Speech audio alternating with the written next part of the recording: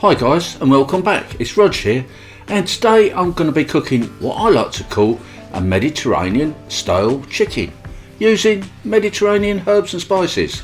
And for this recipe we're going to need some lovely fresh chicken portions, and for our dry mix we're going to need a teaspoon of cumin, 1 teaspoon of oregano, 1 teaspoon of rosemary, 1 teaspoon of coriander powder and a ½ teaspoon of cinnamon. Now this is the idea: we take our chicken breast pieces, coat them in the egg wash, then we can put them into our Mediterranean spiced mix where that's going to stick over because the egg wash, obviously. We'll set them to one side and heat some cooking oil up in a pan. Pop in our chicken pieces. We can afford to put about 3 pieces in at a time, and they're quite small, so we only need to cook this for 3 to 4 minutes. Make sure they're cooked right the way through.